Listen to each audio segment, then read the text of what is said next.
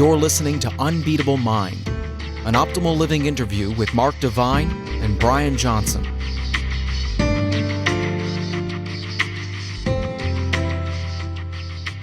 Hi, this is Brian. Welcome back to the Optimal Living interview series. Today, I'm thrilled to be chatting with Mark Devine, author of Unbeatable Mind and The Way of the Seal. I read this book and I just was blown away by you, Mark, and just who you are and your strength and integrity and integration around, the mystical and philosophical ideas and just a really, really practical application. And I've studied a lot of mental training books, and this is just, if not the best, one of the best. Highly recommend it. Extraordinary book. And I really appreciate you taking the time. I'm excited to unpack some big ideas today. Yeah, thank you, Brian. My pleasure, and thanks for that warm welcome. Yeah, well, a little bit more on Mark. He started his career as a CPA. I did as well. He was on Wall Street. I was here in LA. And neither one of us found that particularly fulfilling. He left to go train as a SEAL, graduated at the top of his class at 26, spent 9 years as an active SEAL commander. Left, spent, how long did you spend in reserves? Another About 11 years, yeah, enough to basically retire at 20 years in one day. Wow, amazing. And then, Right. of course, created SEAL Fit, have done some extraordinary work with the SEALs. And again, just such amazing stuff. I'd love to start with your first premise, An Unbeatable Mind. You talk about forging resiliency, mental toughness, succeeding at an elite level. And you talk about the first premise, the idea that we need to win first in our mind. Can you tell us about that and why it's so important? Sure. This is, something that I kind of learned in the SEAL teams, in that, we don't, SEALs are very mission-focused, as you're aware, and we have an incredible track record of success. And one of the reasons is that we really have this mental construct of what the win looks like firmly planted in our mind before we even, step foot onto the battlefield. And so, part of how we do that is, what I get into in the book. So it's kind of a meta concept, is that, and think about anything you do in life. If you're going to launch a business or a new venture or, start a family, to win it in your mind first by getting an extraordinarily clear vision of what victory looks like. And then you begin to practice that victory through mental training. And that's what I mean by that, and that's kind of the crux of the book, is to how to do that mental training, how to establish that win in your mind before you step out of the door into the dark night, so to speak. Yep. So cool. We'll talk about some of the other ideas in terms of how to cultivate that ability. Let's move into self-confidence. So when I think of a Navy SEAL, I think of self-confidence, intense trust in ourselves. You talk about the combination of character and skill. Can you describe how you see self-confidence and how you encourage us to cultivate it? Sure. Let me first start by saying there is the skills, which are the hard and kind of soft skills required to accomplish, whatever it is the mission might be. For the Navy SEAL, that was, we needed to know how to parachute jump at night with gear into the ocean. We needed to know how to dive, and we needed to know how to shoot straight, a variety of weapons to hit our target, and all that kind of stuff. Those are hard skills. And then the soft skills might be the relational skills of being an excellent teammate, developing trust and trustworthiness, honor, respect, integrity, those types of things. Those are soft skills. And so I would say the soft skills become those skills that kind of define your character over time as you develop them. So you need both a combination of hard and soft skills that are relevant to your career, profession, or path, so to speak, in order to accomplish your mission success along the way. Now, total confidence can only be found when you have that intersection of hard and soft skills at a very high level, and you're also endeavoring to improve both on a daily basis, right? And so this is, kind of one of the core tenets of Unbeatable Mind, is that we elevate training of hard and soft skills to the same level of importance as eating and sleeping. It becomes that important to us. And one of the SEAL ethos statements is that we must earn our trident every day. The trident is the Navy SEAL insignia that has become a little bit more popular these days because you see it in the movies like Lone Survivor or Lone Survivor and American Sniper, you saw these guys basically, practicing these skills and earning, the trident. They had to basically earn it every day through their actions.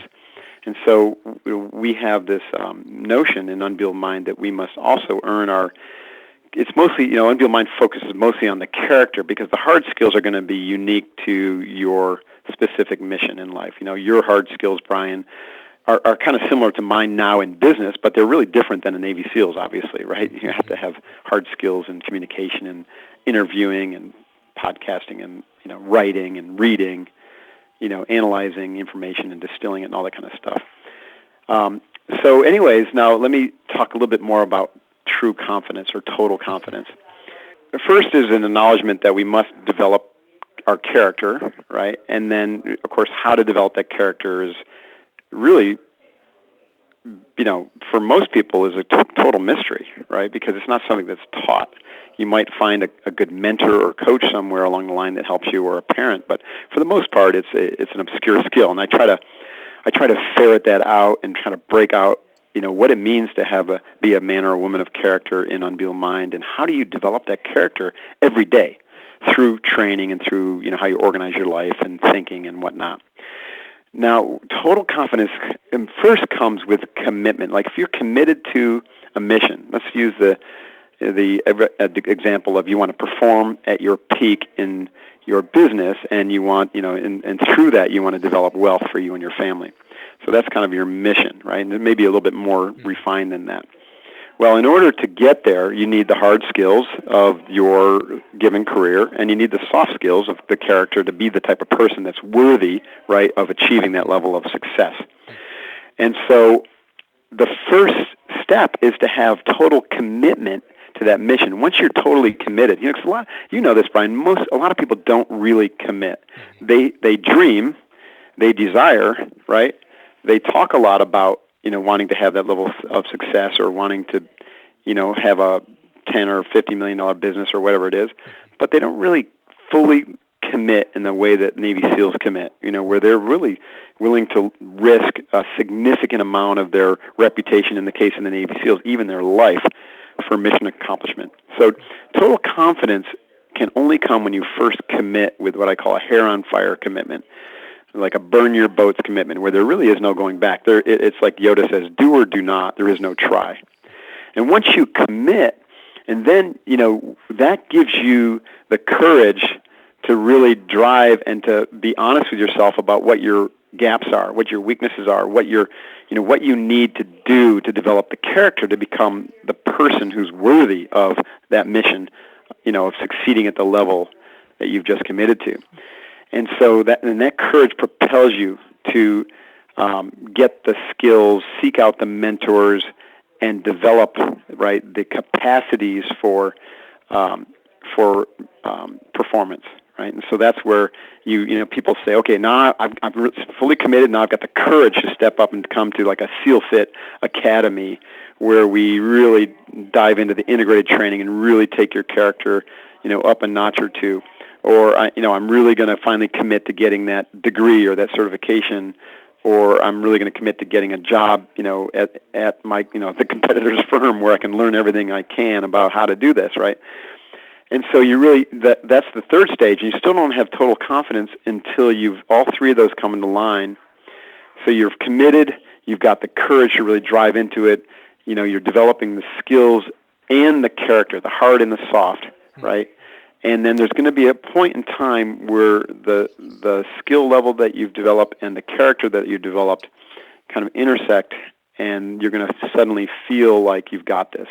And that's what SEALs feel like. They spend years developing both the hard and soft skills. Then they practice their mission to win it in their mind. And when they go out the door, they just have this sense that it's a manifest destiny, that this mission is in the bag. It's theirs. And anytime any of those steps are missed, things can go wrong. And, things do go wrong, especially in warfare with SEALs. But that's the general premise, and you can go forward with that level of confidence. It's just an amazing feeling. So much good stuff in there. A couple of phrases you used in the book that you didn't explicitly say right now, but you're saying in different ways. I just want to say out loud: extreme competence. I love that idea of extreme competence, and love how you tied it to you earn your trident every day. That's not once you're exonerated from future work, right? Once you get to a certain level, it show up and get better.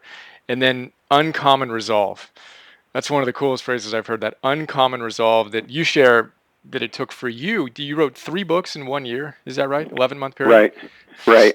It was kind of just one of those things that I didn't intend, but when it was there, I had to commit fully, right? And then I had to kind of follow that process that I just talked about. And then the net result with that kind of front sight focus that I had was that I wrote Unbeatable Mind, at least the edition that you read, the full edition. The first one was like an ebook I had for an online course. And I wrote The Way of the Seal, and I wrote 8 Weeks to Seal Fit. And they were all published within, months of each other. Amazing. Awesome. Okay, so we talked about commitment, and then we talked about courage. Let's move into courage. And you have some great wisdom on, the cover of your book has you staring down a wolf, right? Right. And you share the story of which wolf are we feeding, the courage wolf or the fear wolf. Can you talk to us about the idea of starving fear and feeding courage? And I also want to highlight, why is negativity so bad? You say negativity destroys performance in the short term and precludes success and happiness in the long term. Can you talk to us about that? So true. This is where it might sound a little esoteric to the listener, because I have kind of a unique perspective on this. So, first of all, the fear and the courage wolf, that comes from a Native American kind of parable, right? And the saying was that the fear wolf resides in your mind, and the courage wolf resides in your heart. And both wolves, are vying for attention, right? But as you know, right, most of the attention is really, especially in our modern Western society, is fed to the fear wolf, because most Westerners and most people in general, I should say, are kind of caught or trapped in their minds, right, through obsessive thinking and what the Buddhists would call the monkey mind, just flitting all over the place and just constantly hashing, coulda, shoulda, wouldas, and wishes and dreams and, fantasies, right? And it's this nonstop, it's a nonstop kind of cycle, mental chatter where the mind is either in the future or the past, but rarely is it really rooted in the present. And the mind is hardwired to look for fear, to detect it, to analyze it, and to protect against it.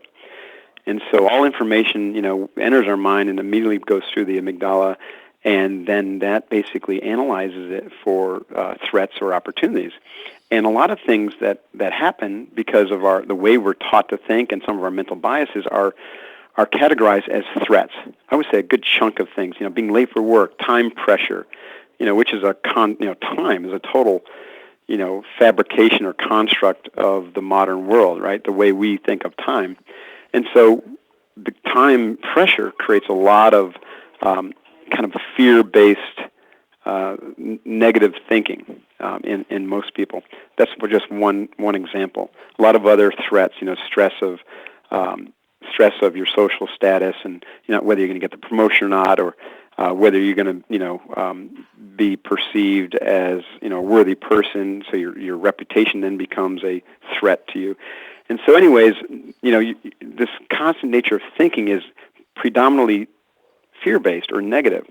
Another way to look at this is also the information we take in from the outside world. News media, all fear. Right? All fear. Very rarely do you see a positive story coming out of the network news or any type of news for that matter. And most TV programming even has some negativity and fear if you really analyze it down to the way they present, different people, the way they present men in general, the way they tell jokes. Everything has got some element of fear. So fear kind of sells, and it's just what the writers tend to kind of rely on to sell. At any rate, so we tend to really feed fear all the time. And courage, right, which kind of resides in our heart, which really, metaphorically is more connected to the energy of acceptance and humility and loving yourself and loving your fellow, teammates and even your enemy ultimately at the highest levels. Right, that doesn't get said very often, right? Some people will immediately say, well, it does for me, and those people would be, in a service profession, or, a nonprofit, or, women tend to feed the courage wolf a lot easier than men. So anyways, that's kind of, I just want to tie that to the old parable. It's like the two wolves are vying for attention. We tend to feed the fear wolf. And when you feed the fear wolf, right, the courage wolf isn't getting attention, which means you're not essentially developing your heart center. You're not developing your emotional intelligence, your EQ, and you're dominating in your cranial housing group. You're dominating, obsessively training and distorting the mental projections that tend to be negative, right? And so as you do that, you can't hope to win in your mind if your mind is charged with negativity and if it's flitting all over the place, and if you're just constantly taking in negative information from the news and from your friends and gossip and negative people, and you're imprinting that every single day, almost every moment of every day, into your subconscious mind, into your whole body-mind system. And that's why I say, when you feed fear, right, you preclude success from happening, because you'll never find true success and happiness without starving that fear, learning to get your mind into more of a present state and to be able to deliberately stay there. And in that present state, you're able to open up your heart, and you're open up, and feed the courage wolf by really kind of connecting with people more at an intimate level. And this includes your family as well as your teammates, including if you're a CEO, right? And this is incredibly valuable training for all entrepreneurs and executives. And I know you have a lot of performers like that, business performers in your kind of tribe, Brian. But being able to get out of your head, out of that fear cycle, and feed courage by connecting with your heart and kind of opening up. I'll kind of end this by saying we have a program at SealFit, which is one of my businesses, we call Kokoro Camp. You may have heard about this yourself, Brian. It's 50 hours of non-stop, grueling physical and mental training. And, a lot of people look at that and say, oh, my God, that's to really train you how to be a Navy SEAL, and because it's basically designed after Hell Week. And the answer is no, it's not. We do that very well. We have an extremely high success rate in training Navy SEALs. But what the idea behind the camp is this notion of kokoro, which is a Japanese word that means to merge your heart with your mind into your actions. And so we can use we learn to use the wisdom of our heart by feeding the courage dog or courage wolf, and we learn to tamper and get away from fear and replace it with courage by training our minds in a new and unique way. So we starve fear and feed courage in that camp. And ultimately, you become a much stronger leader and teammate collectively, because your whole orientation toward life just takes a shift when you do that, right? It shifts to a higher state or stage of consciousness. So good. Sign me up. When's the next one I got start? you enrolled. I just hit the button. Oh, so good. You would love it. Trust me, you would love it. And a lot of people think, well, I can't do that. And my point is everyone can do that. You just have to know how to train, and we help you. You train for it. It's much easier for, the Uber athletes, obviously, like the endurance athletes, the Spec Ops guys, and the CrossFit Games athletes. But we have 55, 60-year-old men and women who come through, and they just prepare for it. They train for it.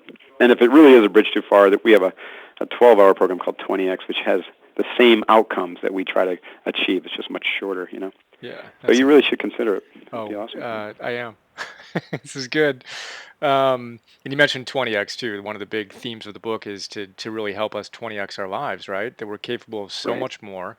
Correct. Our collective kind of numbing to our potential often limits our ability to see that potential. That's another big thing that I got reading the book, was just that we can do whatever we want to do, really. That we're willing to put the energy behind, right? Absolutely. The 20X notion, it's kind of metaphorical, but we've proven it time and time again.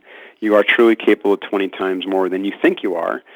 And what we teach you first is how to do it, how to win in your mind, how to use your mind in a new way, and like some of the things we've been talking about already in this phone call. And that begins to unlock the 20X. But then what takes you all the way there is this ability to create the same conditions in your team, right? And that's really what we try to do with Kokoro Camp, or Kokoro Camp. When we create the conditions where an entire team is unlocking their potential and winning in their mind, and they're winning in their mind for a collective vision, and it creates this unbelievable kind of morphogenic field where the team's IQ and EQ is elevated beyond the sum of its parts, and all of a sudden you're accomplishing things which you just thought were literally impossible. And it's an unbelievable experience, because when you experience that, life is different. There's like life before that moment and life after, and you realize, oh my gosh, what could I accomplish? Yeah. What could have I accomplished had I known this earlier? That was one of my big things, and I just wondered, like, oh my gosh, if I had learned what I know now, when I was 18 or 19, holy cow. Exactly. I would have written 50 books by now. Simultaneously inspiring, and oh man, no more time to waste. It's like tears coming down my street, but everything happens along its timeline. But I think for anyone, it doesn't matter how old you are, you're still capable of far more than you think you are. Regardless of what you accomplish, there's still something more for you. The question is, what is it, right? And how is it going to benefit humanity? Yeah. Right? Because I think ultimately that's another underlying theme in the book, is that we, the warrior's way is kind of one of the things I articulate. The warrior is someone who strives to master themselves, right? And of course, that's a journey. There's never a destination with self-mastery, but they master themselves in service, so they can be in service to humanity. That may start out as service to your family, and then service to your team and company or organization, and then as you grow, you grow up the stages of consciousness, and then it ultimately opens up to be a more world-centric sense of service. How can I help all of humanity? And when entrepreneurs start to think this way, they think, okay, my God, how, instead of me just having a small software company that can serve a niche, what about serving the entire globe, right? And we have like 7-8 billion people, close to 8 billion people, projected to be 11 billion by 2050. Within very few years, everyone will be connected with a mobile phone with persistent Wi-Fi. How can you serve 1 billion people, right, in a really cool way that helps improve the world? And if you can figure that out, if you master yourself, if you develop the skills and the character to where you can pull that off honorably, right, and you do pull it off, then the rewards that accrue to you are significant, which means you can do more, right? It's all good, right? It's a virtuous cycle of success. So good. I love that. I love that description. A phrase I use is using our greatest gifts and greatest service to the world. And just again, tying it back to earning your trident every day, that path of the master of how do I get a little bit better today, and the soft and the hard skills you described, and cultivate that extreme competence for something bigger than ourselves. I want to go to one more idea before we go to the one thing in the 3 Ps, which what you just described is kind of a prelude to. It was, yeah. But before we go there, I want to hear your thoughts on breath awareness and control, because your description of breath awareness and control in the book is just, it changed my life, just to get that clarity on how to dial it in and why we need to dial it in. So you say that learning breath control is the most important component to forging mental toughness would not be an overstatement. And, I mentioned to you when we were chatting a little bit before that I do your 5x5 box breathing. Every morning I start my meditation. I do some other deep breathing, then I do that. Just simply 5 times. And then when I do a little afternoon meditation, laying down, relaxation, I do it. And right before I go to sleep, I do it. Nice. So I'd love to hear you describe why breath control is so important. And then I'm going to ask you to describe that little training operation where you came up with 5x5. But can you just describe the why breath is so important? Sure. This is information that has been around for thousands of years, but really, completely unknown to the West. The breath, right? First of all, the breath, without the breath, you'd be dead. Okay, so there's point number one. So it's pretty important to us. But most people just assume that it's an unconscious thing, like your heart beats and you breathe, and there you go. Well, that's common thinking. And, to have an unbeatable mind to achieve 20X, we don't stick with common thinking because, we're not common people. And so what we do is we look at the breath and say, oh, okay, maybe there's something more going on here than meets the eye. First of all, are we breathing adequately for optimal fueling? Well, that's one way to look at the breath. Okay, so are we getting a full measure of oxygen, carbon dioxide, and nitrogen into our lungs every breath? Okay, there's some skill involved in doing that, right? Learning how to belly breathe, learning how to activate our diaphragm and the other muscles of our breathing, learning how to breathe through our nose, right? Learning how to slow down our breathing. The common person breathes like 16 to 20 cycles per minute, 16 to 20 times per minute, and the warrior breathes 4 to 6. So my common breath pattern is about 4 or 5 breaths per minute. It's much slower, much more controlled, much more methodical. And so the second piece of this is that, first of all, let me just say, when you breathe that way, you're getting a lot more oxygen into your system. You're fueling. It helps your performance. Okay, so that's good right there. You could stop there and get a ton of benefit. But where it gets interesting is when you start to look at the breath as energy. Okay, so the Japanese or the Chinese have the concept of chi, and Japanese call it ki, and the Indians call it prana. And so every breath you take, you're literally like you're ensuring that you're still plugged into the universal electrical, system. Without that, of course, you die. So when we breathe in, we're breathing in energy along with the air. Interesting, right? You can't really separate the two, but maybe someday you will, right? It's kind of like is it really a photon when we breathe in air? Are we breathing in something different during the day with the sunlight than during the evening when it's dark? Probably, you are. It's got different quality to it, and so we begin to learn how to connect with the energy that we breathe in. And so this is where box breathing starts to get interesting. The reason we do box breathing is now we're going to start controlling the flow of the breath. And so we have a deliberate process where we slow down the inhales and the exhales, and then we control the breath through holds, through an inhale hold and an exhale hold. We call the inhale hold a retention. We call the exhale hold a suspension. And we breathe through our nose. And when you breathe through your nose, right, it affects the energy system of your body. The yogis call that the energy body, and it's not unlike the acupuncture system of the Chinese medicine. It's actually very close, but slightly different. There's slightly different, points and whatnot. But there's 3 primary energy pathways, and they're called nadis.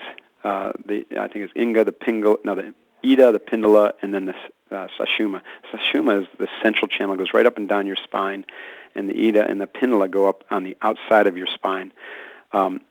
One of them is connected to your right nostril. The other is connected to your left nostril. Interesting, huh?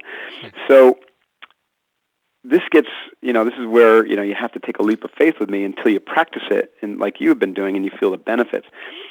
So when you breathe through your nose, you're stimulating this energy system, and you're drawing energy in. And when we combine it with some visualization, you can actually energize your body and be moved.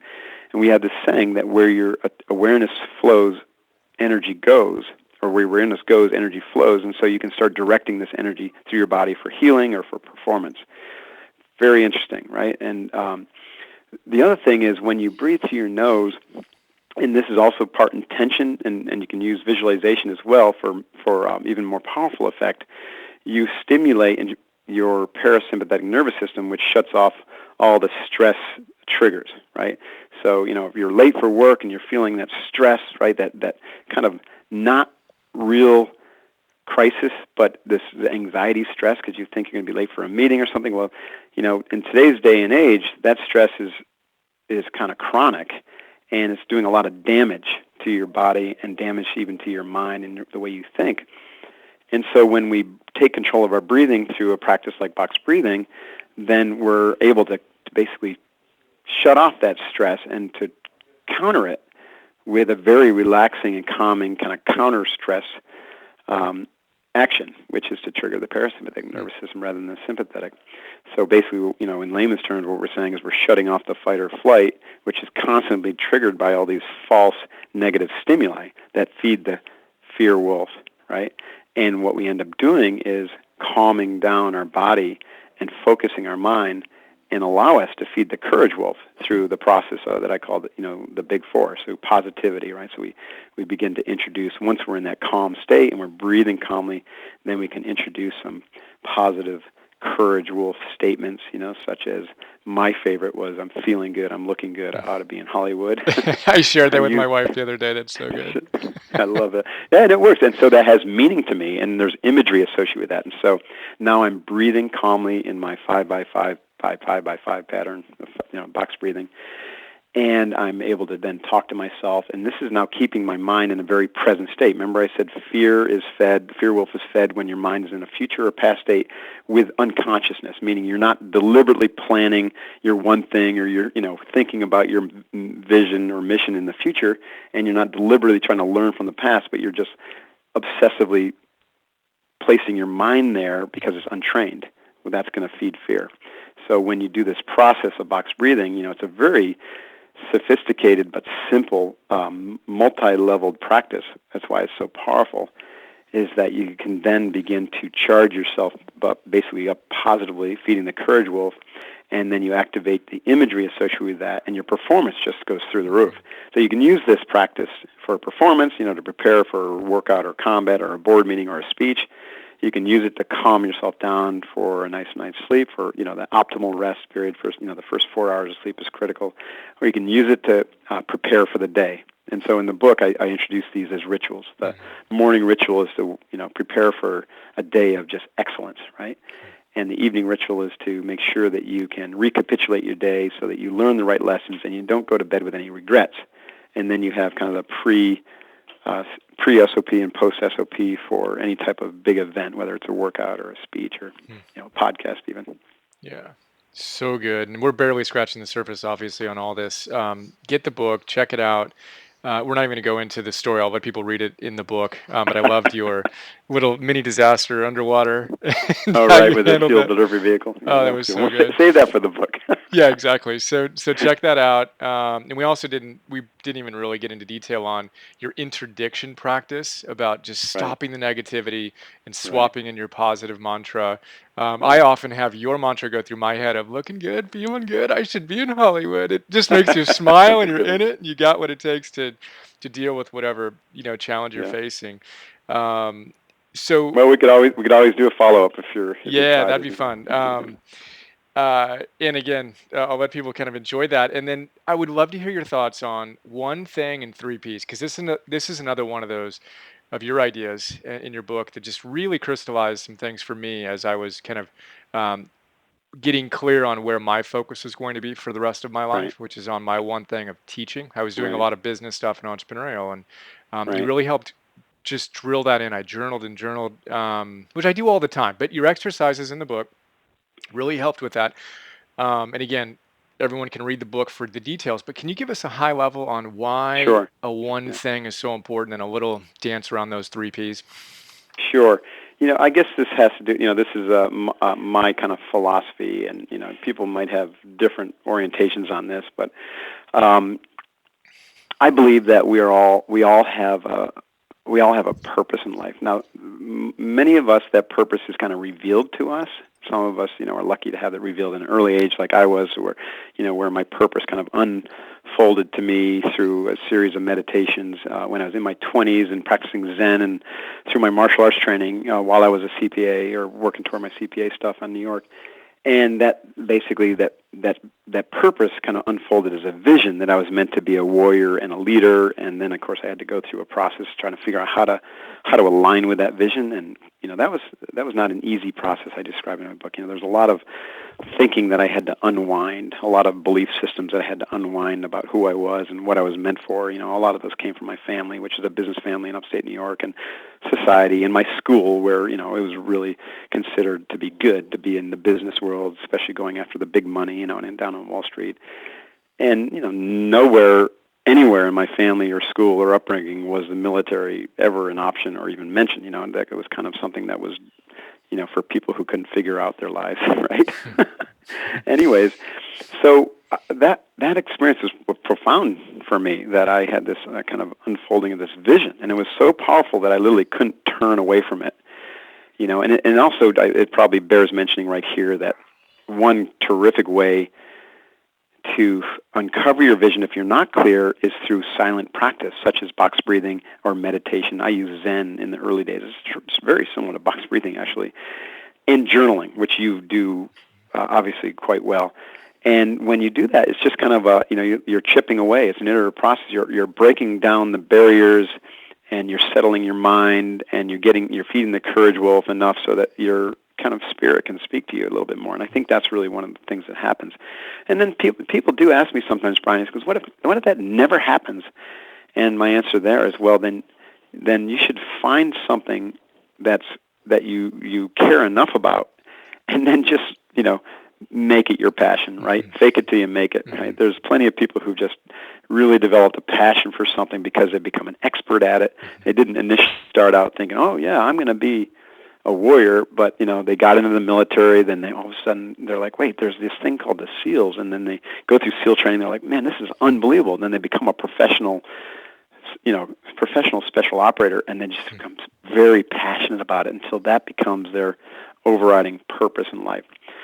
So the 3 P's, I'll start there. The first P is, what's your purpose? And trying to articulate that and revisit that every day through the morning ritual process is an incredibly powerful, it's just saying it's incredibly powerful, right? Mm-hmm. To know literally why you're getting up every morning and putting on your pants is super powerful, right? You're not just going through the motions. And then the second P is, what are you passionate about? Now, you can have a purpose, but if you're not passionate about how you fulfill that purpose, then it's going to fall flat, and you may lose interest. For instance, if I decided or kind of uncovered early on that my purpose was to be a warrior and a leader, well, there's a lot of ways I could fulfill that. If I had said, well, I think I could be a warrior and a leader back in the family business, but I wasn't passionate about it, it wouldn't have worked out. But what I learned was I was passionate about adventure. I was passionate about travel. I was passionate about leadership, right? And I was passionate about kind of being a warrior where I could be, kind of at risk. I know it sounds weird, but warriors are really drawn toward being sheepdogs so they can protect others. And so this kind of led me in the military setting, and because I was a really good athlete and, a risk taker, I get closer and closer to things, and ultimately the SEALs, became the one thing, right? And so the alignment of purpose and passion can help identify what's that one thing that you're driving toward, right, at any point in your life. And then the third P is your principles. This is your personal ethos. Like, why, the purpose is the why, the passion is what fuels it. That gives you the drive and the determination to stay the course. And the principles are what keep you on track. You know what I mean? That's your handrail when it's dark and raining and stormy and people are trying to push and pull you in all different directions. You keep coming back to those principles, such as earn your trident of respect every day, right?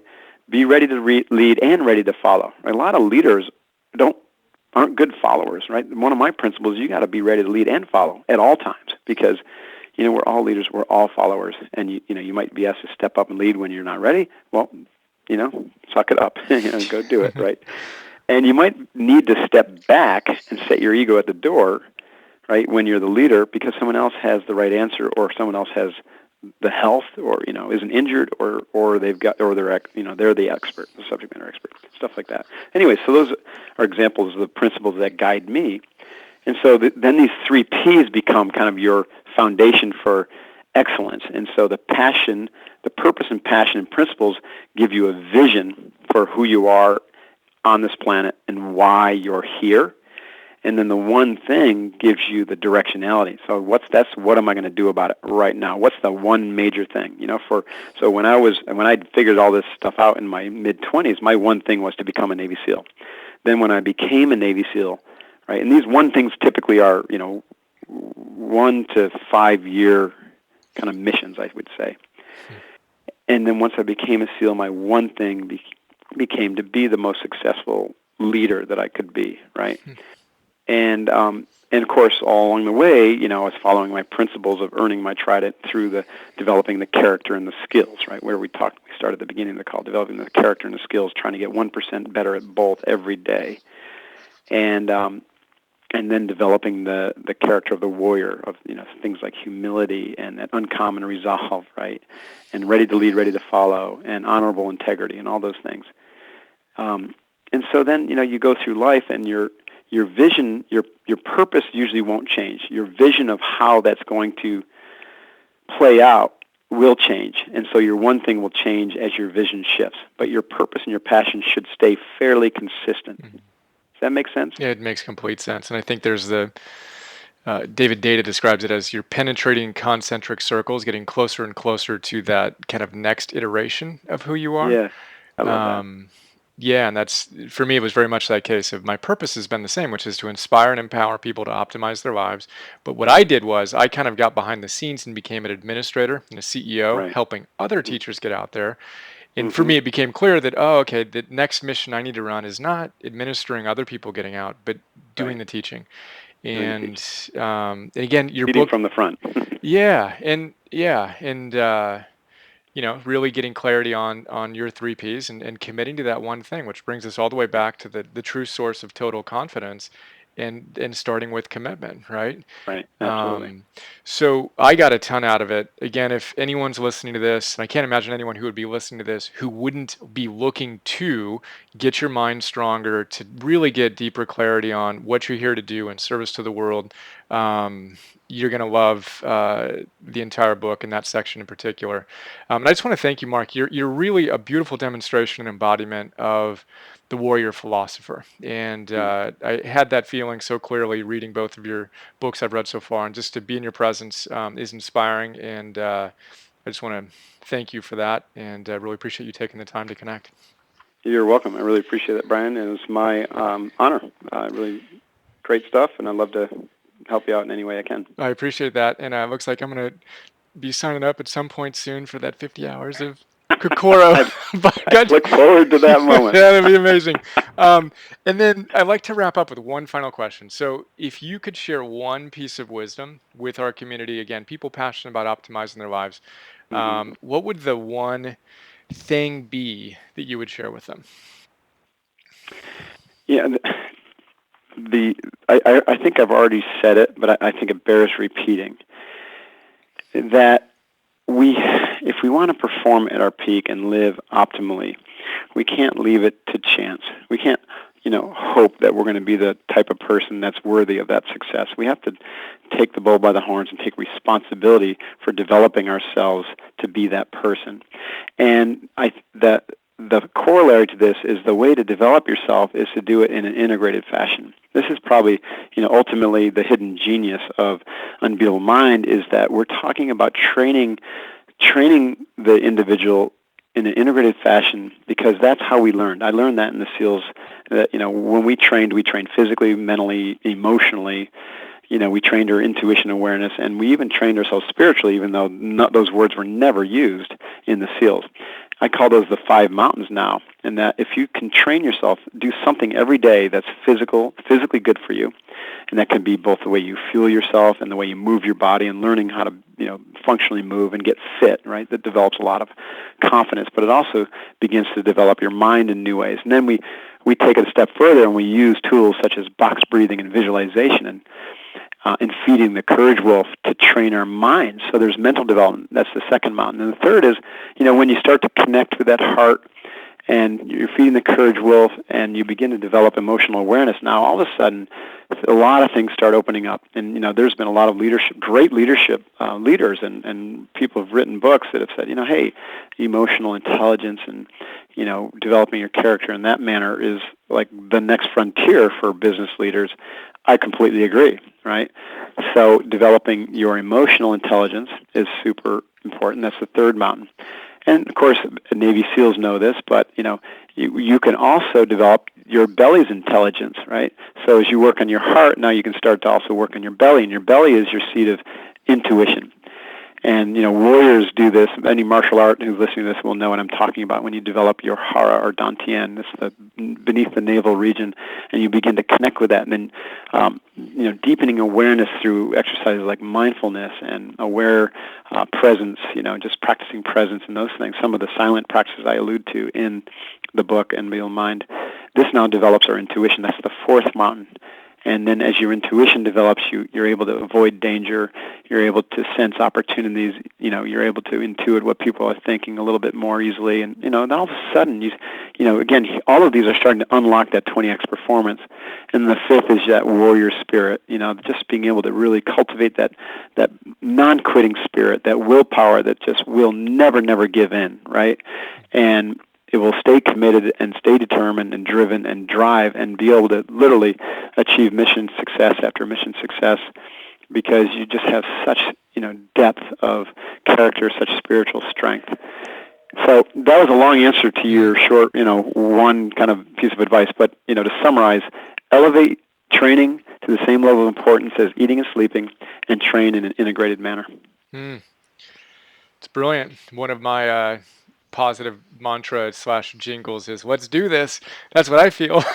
Yeah, let's do this. Describe that. That is so good. Right on. Well, again, appreciate you. Thank you. Tell us where people can. Where should we have people visit so they can learn more about you? Sure. Well, the books can be found anywhere, like Amazon, Barnes & Noble. Online's the easiest way to get it. If they want to learn about SealFit, SealFit.com. That's all one word, SealFit.com. We got a ton of cool videos. I have a free blog that goes out every week, and all sorts of cool stuff. We even have our own little reality show coming up, Brian, that'll be fun to share with people. And then if they're interested in the Unbeatable Mind online training, then that's you can find info at unbeatablemimind.com. That's and fantastic. that's it. Now, cool. One last thing, the Way of the Seal. It would be fun to do this again regarding that kind of topic. I've got an online course coming out in September or early October to support the book, and I'd be happy to provide you with a free copy, and I'd be happy to provide your listeners with trial or great deals on some of this stuff if you want to talk about it later on. That's fantastic. Well, let's do that. Thanks again, and appreciate you. Yeah, Brian, I appreciate you doing this, and I appreciate your work too. I look forward to getting my philosopher's notes every month or whenever they come out. Right on. All right, buddy. We hope you enjoyed this Optimal Living interview. Please visit brianjohnson.me for more.